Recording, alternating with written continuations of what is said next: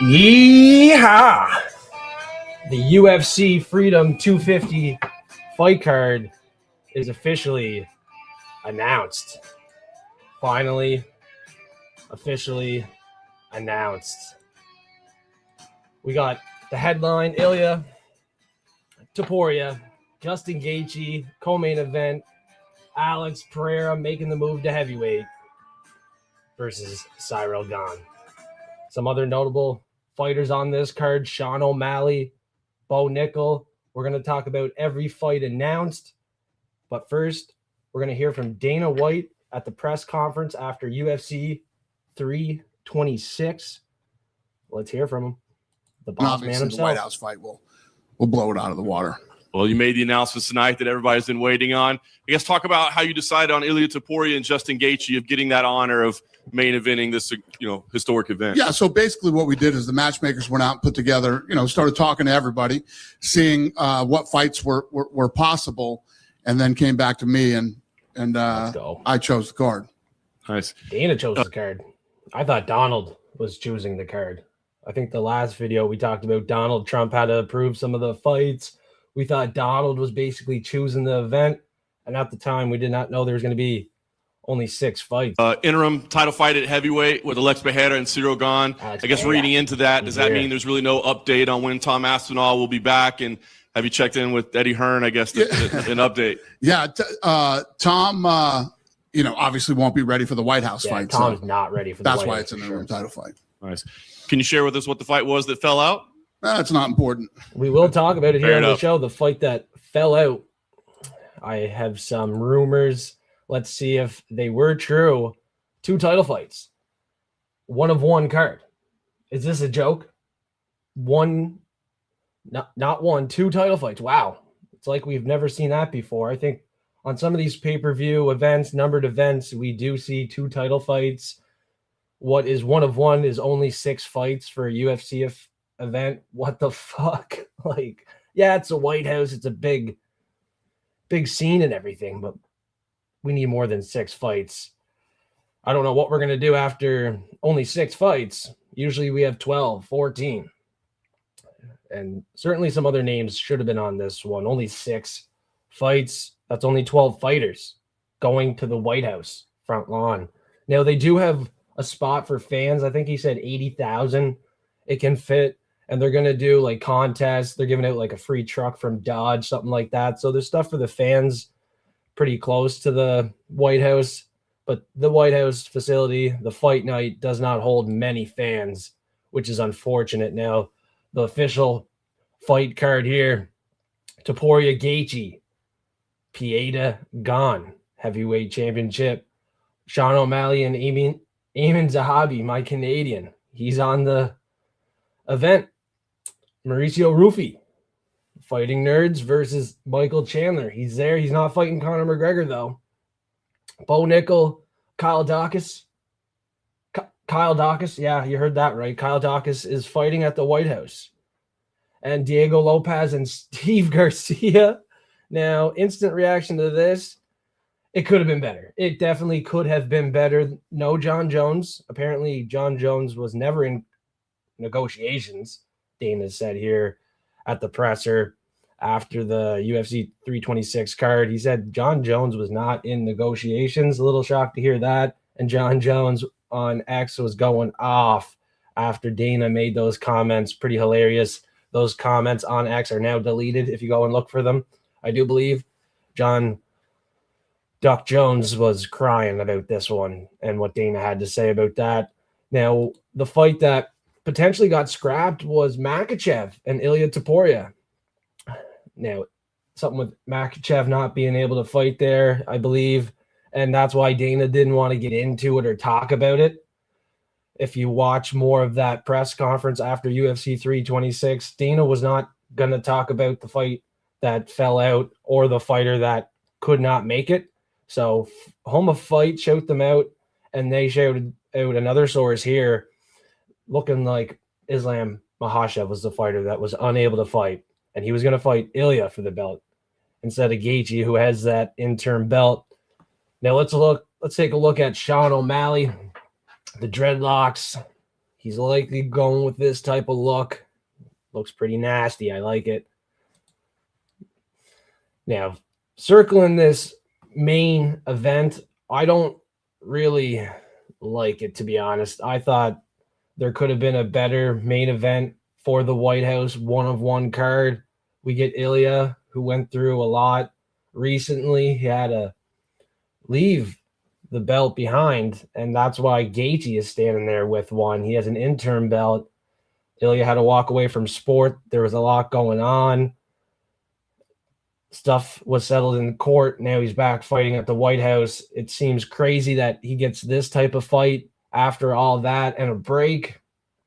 I don't think he should be fighting at this big of a event after what happened there. But it is what it is. He's going to be defending the throne at 155. Alex Pereira and Gane was a fight I definitely expected at the White House. Great spot on the card here. No complaints. Co-main event fight. Perfect spot on this event. It's going to be a banger. Now, both these fighters are not from the United States, but Alex Pereira has a chance to make history. First fighter to hold 3 belts, 3 different weight classes. That's incredible. And he has a chance to do it front lawn at the White House.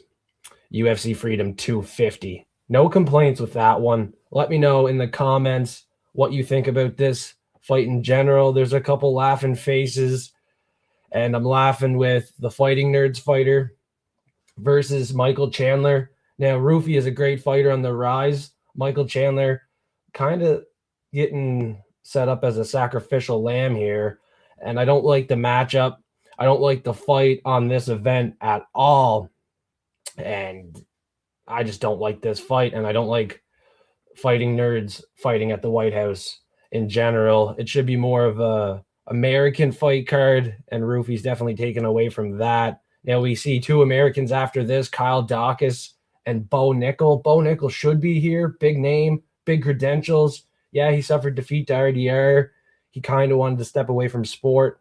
But now that he's back and making big improvements, hopefully, good to see him on the card. But against Kyle Daukaus, goddamn, Kyle Daukaus does not deserve to be here. There's so many other fighters in the division that deserve to be on this card. It's a joke that Kyle Daukaus, who just got re-signed, is back. He got a fluke knockout win to Michel Pereira. Nothing special in his last fight. First fight back from getting cut. Now his next fight is going to be at the White House? That just sounds crazy to say. Now, the next one, the first one to start off the event is 2 Brazilians, and this is why I didn't like the Rufy fight with Michael Chandler. Why is there a Brazilian matchup to start the UFC Freedom 250 card? I don't understand Diego Lopez and Steve Garcia being on this event at all. I did predict the matchup for Diego Lopez after the loss to Volkanovski, but I did not think it would be at the White House. Let me know what you think on this one. Absolute joke. Both these fighters are starting off the White House. Good fighters, don't get me wrong. Might be a great fight, but 2 Brazilians, I don't think they deserve to start off the White House event. I wish it was 2 Americans and not Kyle Daukaus on the event period would be perfect. Michael Chandler, sacrificial lamb, in my opinion. Gane, sacrificial lamb, in my opinion. And I cannot say that about Justin Gaethje. Now, this is going to be one hell of an event, although everyone's going to have their own opinion. You got to look at it from different standpoints. There's going to be a betting standpoint on this one. I think there is money to make on this card, so I'm pretty pumped to bet on this event. Likely going to go heavier than I normally do betting this event for sure. Look at it from a casual standpoint. You see Sean O'Malley, Michael Chandler, Bo Nickel, Diego Lopez, Topuria. You see some big names and you get hyped up. Casual fans going to love some of these big names on the card. Real fans, diehard fans, probably let down about this one. And a lot of these fights are a joke for the event. For a one-of-one fight card, it is a joke. What are we seeing here for this fight lineup? What is good? Sunrise in April here for the show. What's good? Let me know what you think about these fights. I did a video on Alex Pieta moving from middleweight to light heavyweight to now heavyweight. Check that out. John Jones, not too happy. He won't be fighting Pieta. And John Jones is just sucking. He's ducking. And he does have some health concerns with his hips, hip replacements possibly. He will not be returning per Dana White. He will not be returning. And I did a whole video on the White House. And will McGregor return to the UFC? Now, it's not a no. McGregor is coming back. He is coming back. But no, he's not fighting on the White House. And it's not a no that he's not coming back. McGregor will be back. And rumors could be he's going to fight for that BMF versus Charles Oliveira. That'd be a wild fight. But I don't think Charles would struggle with Conor McGregor. And I don't think Conor McGregor is deserving of that fight. To be completely honest, I don't think McGregor is deserving of a BMF belt or opportunity, period. Now, let me know what you think about UFC Freedom 250. Is this a joke?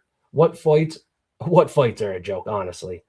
I think a few of them are. What fighters would you have liked to see on this event? Let me know here in the comments. Stay forecasted this week. Prop Fiends will be live Friday, 9 p.m. Eastern time. F3 giving out that $50 each and every event.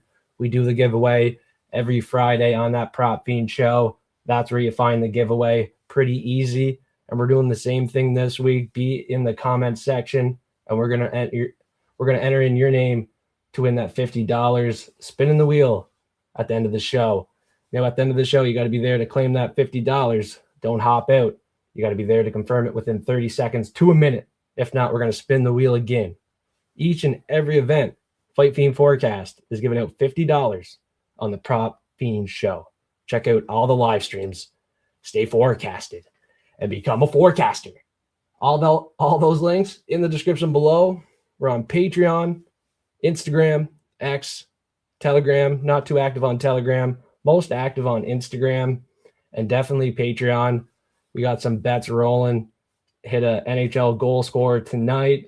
Forecast of the day, we're doing one pick every sport, and tonight we have the Toronto Raptors to cover the spread. I'm Canadian, and we have one Canadian basketball team. I know this team pretty good, all right? We covered the spread. We finally got back into the win column at home.